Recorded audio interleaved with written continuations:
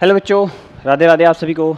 आज की वीडियो में हम पढ़ने वाले हैं बेटा कि टर्मिनेटिंग क्या होता है, non terminating, non repeating, non recurring या फिर रिकरिंग।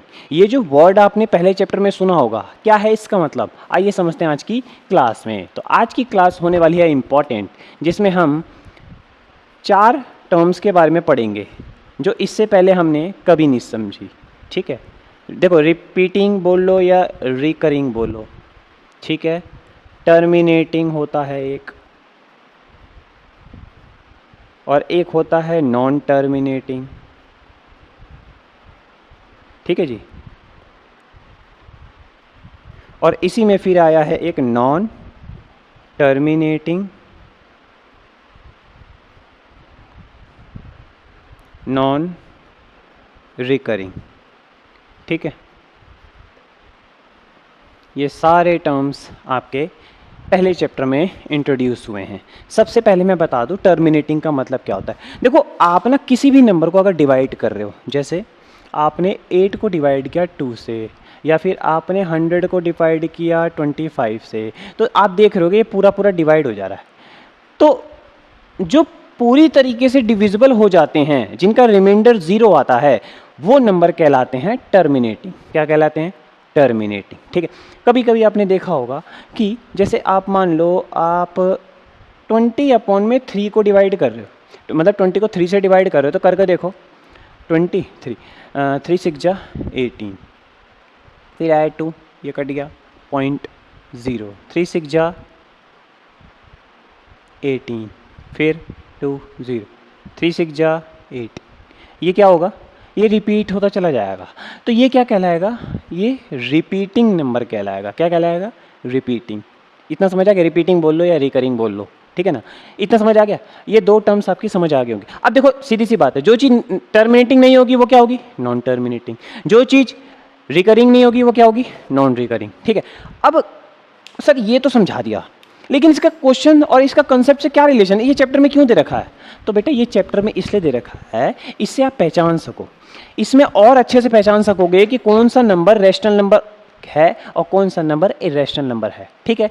तो देखो, रैशनल नंबर के अंदर क्या क्या आता है।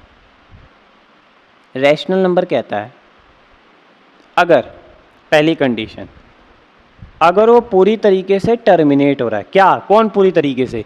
p/q जो एक रैशनल नंबर है, अगर ये पूरी तरीके से टर्मिनेट हो रहा है तो वो रैशनल नंबर है। यानी कोई भी चीज़ ऐसे दे रखी है p/q की फॉर्म में, अगर वो पूरी तरीके से डिविजिबल है, टर्मिनेट हो रहा है, that is called a rational number.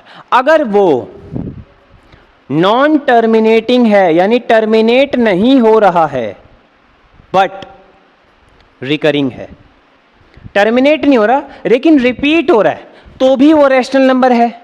Okay, ये 2 कंडीशन समझ आ गई। अब एक चीज, इरेशनल नंबर क्या कहता है? इरेशनल नंबर कहता है कि जो नंबर नॉन टर्मिनेटिंग है और नॉन रिकरिंग है, वो कौन है? वो इरेशनल है। कौन है बेटा? इरेशनल। तो यहां ये कंसेप्ट दे रखा है। ठीक है, क्वेश्चन करें? चलिए करते हैं। आप एक बात, पाई की वैल्यू क्या होती है? 22/7। इसको डिवाइड करना जरा, डिवाइड करके आपको अपने आप पता लग जाएगा, ना तो वो टर्मिनेट होगा ना ही वो नॉन रिकरिंग होगा। ठीक है, यानी ये दोनों नहीं करेगा सेटिस्फाई, वो करेगा ये सेटिस्फाई, इसीलिए ये क्या है? Irrational number. डन बेटा। इसी तरीके से आप और भी क्वेश्चन को ट्राई कर सकते हो। जैसे √2 है, √2 की वैल्यू आती है 1.41 कुछ कुछ आती है, वो रिपीट होती ही नहीं है, वो रिपीट होती ही नहीं है। ठीक है ना। अगर कोई नंबर आपको ऐसे दे रखा 1.01 001 0001 00001,